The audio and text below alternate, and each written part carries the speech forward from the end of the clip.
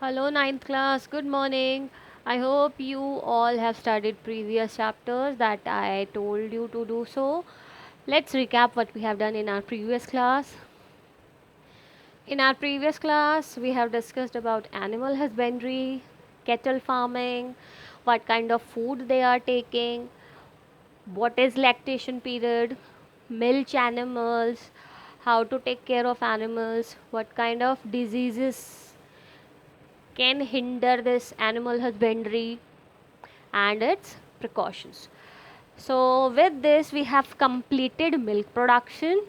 Now, today I'm going to tell you about egg production, that is poultry farming, flesh production, that is fish farming, and honey production, that is apiculture. So, let's start class. Here we go. Poultry farming, to raise domesticated fowl for egg production and chicken meat. Now, fowl. What is fowl? FOWL. Fowl. It is domesticated bird kept for its egg or flesh. वो birds जो पाली जाती हैं किस चीज़ के लिए? Eggs के लिए या फिर उनके meat के लिए, flesh के लिए. So, to raise, as I told you earlier, raise means उनकी देखभाल करना, ब्रीडिंग करवाना, प्रॉपर कल्चर करना, डिजीज़ फ्री रखना, everything is in this raise domestic. Okay, so raising domestic fowl for egg production and chicken meat. So improved poultry breeds are developed and formed to produce. Now there are two types of breeds which they are growing in poultry farming. दो तरीके की होती हैं. First one is layers, second one is broilers. So I made it in the form of difference so that you can understand in a better way. Layers. Now how to learn this layers? Layers means lay. Layers, lay. So correlate. और lay क्या होते हैं? Eggs. So what is that? Layers क्या होते हैं? Egg laying birds. वो birds जो कि एग्स ले करते हैं. वहीं पर जो ब्रॉयलर्स हैं वो क्या है? मीट प्रोड्यूसिंग बर्ड्स, जिनसे मीट मीन्स फ्लैश प्रोड्यूस होता है. Then layers they need more fibre in diet. जो लेयर्स हैं उनको ज़्यादा फाइबर चाहिए, लेकिन ब्रॉयलर्स क्योंकि वो फ्लैश प्रोड्यूस करते हैं मीन्स मसल्स, तो उनको क्या चाहिए? ज़्यादा प्रोटीन एंड फैट, ताकि वो काफ़ी बड़े हों साइज़ में.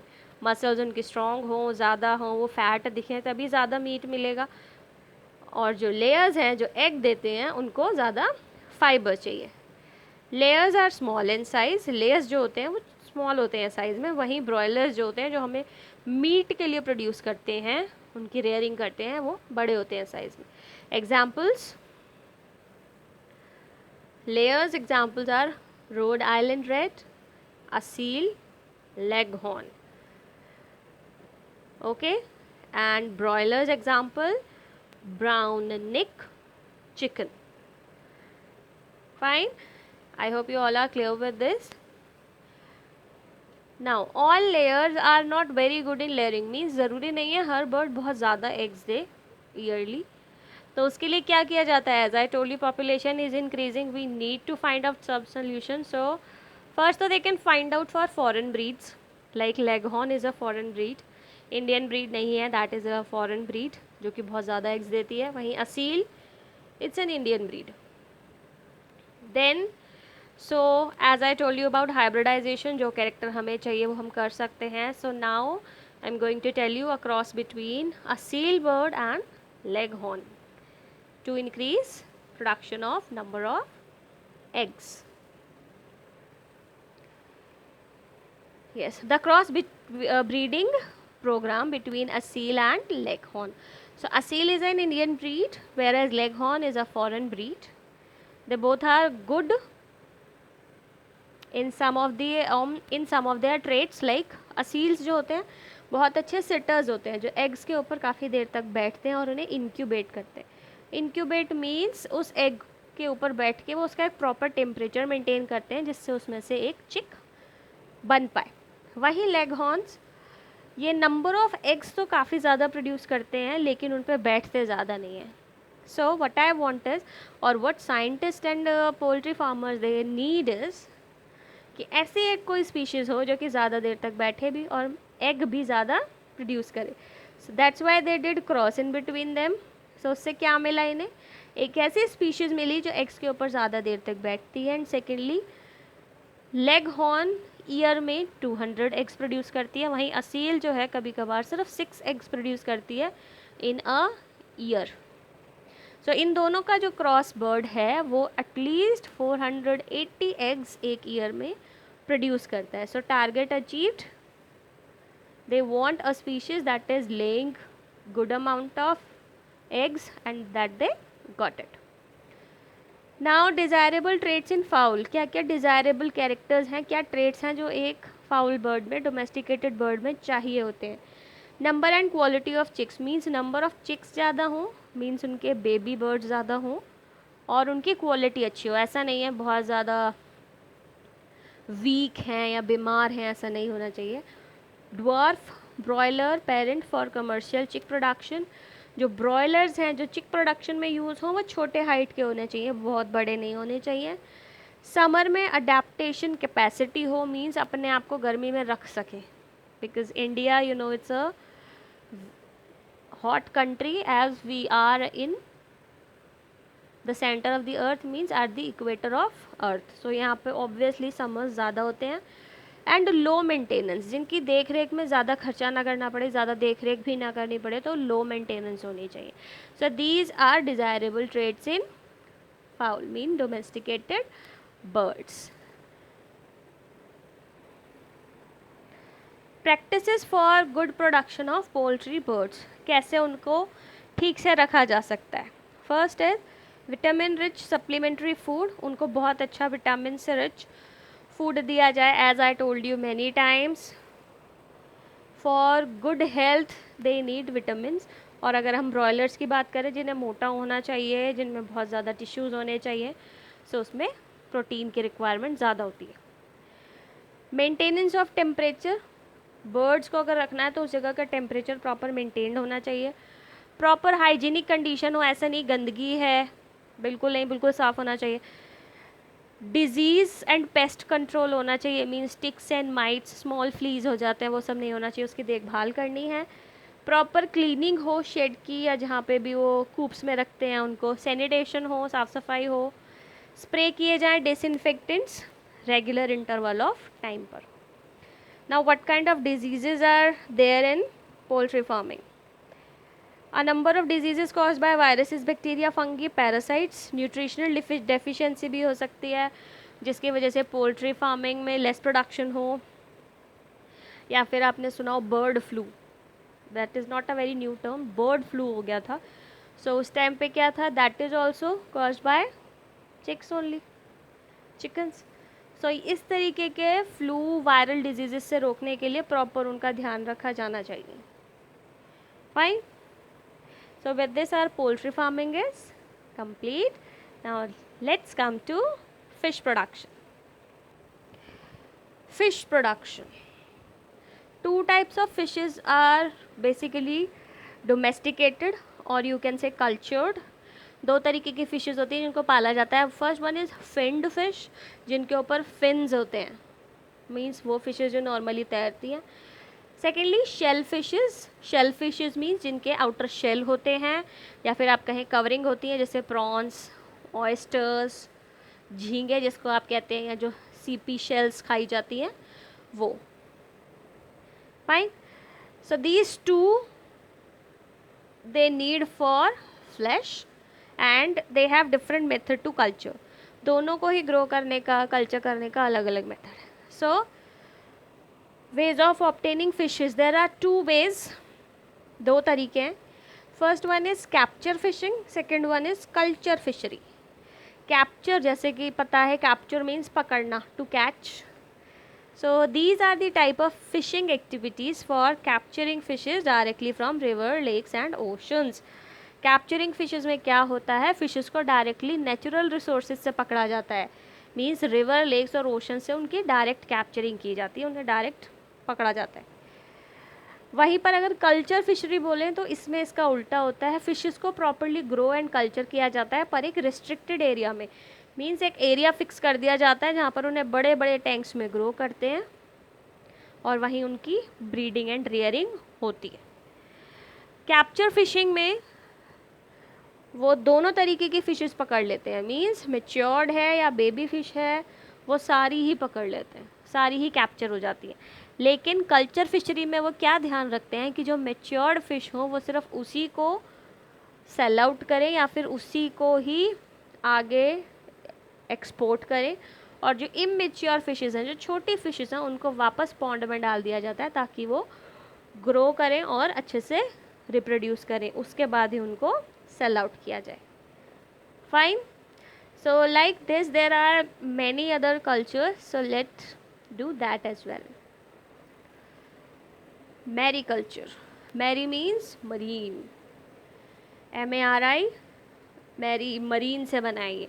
सो मरीन कल्चर मीन्स इसमें फिन्ड फिशेस को कल्चर किया जाता है, फिन्ड फिशेस या फिर शेल फिशेस। इसके साथ सी वीड मीन्स समुद्र में उगने वाली weed, and the sea weed is used in various salads, बहुत सारे सैलड्स में यूज़ की जाती है। सो इसमें क्या करते हैं, कल्चर की जाती है finned fishes, shell fishes, oysters और सी वीड्स। कहाँ पर, मरीन वाटर में। Marine water means salty water. Fine, next is aqua culture. Aqua culture is fresh water culture. जहाँ मेरीकल्चर सॉल्टेड वाटर है वहीं aqua culture means fresh water है। सो यहाँ पे क्या ग्रो किया जाता है, फिशेस को ग्रो किया जाता है but in reservoirs. Reservoir means आपके नेचुरल रिसोर्सेज में नहीं, वो फ्रेश वाटर बड़े बड़े टैंक्स में, लगून्स में भर के वहाँ पे फिशेस को ग्रो किया जाता है।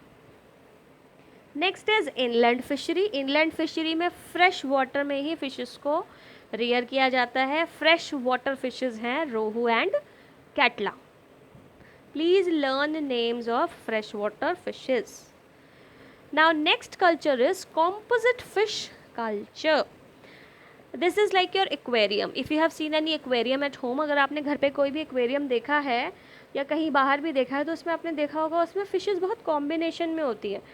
Some are floating at the surface, some are in the middle and some are at the bottom and some are in the corner. So like this, इन्हीं चीज़ों को ध्यान में रखते हुए composite fish culture बनाया है। It is a system in which 5 or 6 different species of fishes are grown together in a single pond. एक ही pond में 5 to 6 different species को grow किया जाता है, और वो भी किस behalf पे, those are having different food habits as well as they are able to survive at different depth. वो different गहराई में जिंदा रह सकते हैं और उनकी feeding habits भी एक दूसरे से different होती है। अगर उनकी feeding habit एक दूसरे जैसी होगी तो food की scarcity हो जाएगी, कमी हो जाएगी।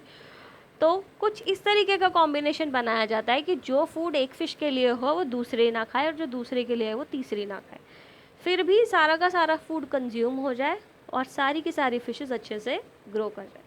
सो let's me explain this with a diagram. Here is the diagram, composite fish culture. At the top वो हो गई surface feeder like catla, then middle zone जो बीच में रहती है, middle zone feeder example rohu. Then in the bottom there are 2। First is bottom feeders means वो fishes जो कि बॉटम पे फीड करती हैं, जैसे कि मृगल्स एंड कॉमन कार्प्स। इसके अलावा वीड फीडर्स भी होती हैं जो कि अगर एक्वेरियम में, पॉन्ड में कोई भी वीड ग्रो करे उसको खा जाएं, जैसे कि grass carps. Fine, next is problem with composite fish culture. अब इस फिश कल्चर के साथ प्रॉब्लम क्या है? प्रॉब्लम ये है कि ज़्यादातर फिशेस जो है सिर्फ मॉनसून में ब्रीड करती हैं। इसका मतलब एकदम से यहाँ पे बहुत सारे फिशेस हो जाएंगे एक ही सीज़न में। Fine, second, good quality of food is not there means कमी है इस चीज़ की। फूड जनरली क्या होता है, जैसे किसी एक पर्टिकुलर फिश के हिसाब से हो या दो के हिसाब से, पर सबके हिसाब से नहीं होता. तो good quality of food is not available easily in the markets. Now ways to solve this, इस प्रॉब्लम को सॉल्व कैसे करें? First is breed fishes using hormonal stimulation, means in fishes को हॉर्मोन्स के दवाइयाँ दी जाए या इस तरीके का खाना दिया जाए कि इनमें हार्मोनल इम्बैलेंस हो और ये ब्रीड करें उनके accordingly. Then secondly related to food, they have to take care pure fish seed, कि जो खाना हो वो एकदम प्योर हो. I hope you all are clear till here. With this we are done with fish production. Now let's come to last topic of chapter 15, that is apiculture. Apiculture or beekeeping. Keeping bees in order to collect their honey and other products like bee wax, royal jelly, etc. Honey बीज को भी growing and rearing and breeding basically किसके लिए? Honey collection के लिए. B wax, मधुमक्खी के छत्ते में, हनी कॉम में जो उसका वैक्स होता है, that is very useful. Royal jellies, इन सब चीज़ों के लिए हनी बीज को कल्चर करते हैं. So there are few varieties like local varieties of bees. Same here again, the names which I have written with brown pen are scientific names and the green ones are common names. So Indian bee is Apis cerana indica. Apis cerana indica. See, Apis, and just because of this first name Apis, this culture is known as apiculture. So Apis cerana indica, that is Indian bee, complete name है. Now A dorsata means इसका सिर्फ capital लिया है और ये वाली term को नहीं लिखा गया. So this much also you can write. It can be A, ये क्या हो सकता है? A indica, rock bee, A dorsata, little bee, A florae. Now Indian bees are there that these are helpful for honey production, but we need honey bee that can give good yield of honey. So that is a foreign variety. Best commercial use के लिए जो foreign variety है, that is Italian bee, A mellifera. So what are the characteristics? इसमें अच्छे characteristics क्या हैं? Good characteristics or you can say advantages of Italian bees are high honey collection capacity, means इनसे बहुत high amount में honey मिलता है. Second, less sting, डंक कम मारती हैं. Third, stay in beehive for long period, मतलब काफ़ी ज़्यादा टाइम के लिए beehive में रहती हैं. अगर वहाँ ज़्यादा रहेंगी तो वहाँ ज़्यादा honey produce करेंगी. Last is breed very well, means जो उनका reproduction rate है वो काफ़ी high है. Then note, this is related to honey production, कि honey की production जो है honey bee पर तो depend करती ही है, but the plants from where they are getting nectar also, that is also very important.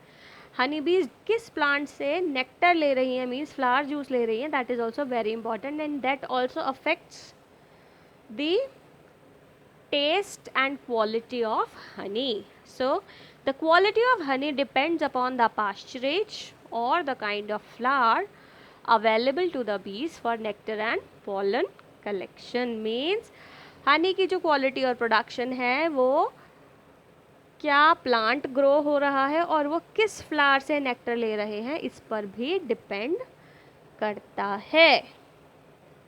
So with this I am ending up today's class as well as chapter 15. I hope you all are preparing notes side by side.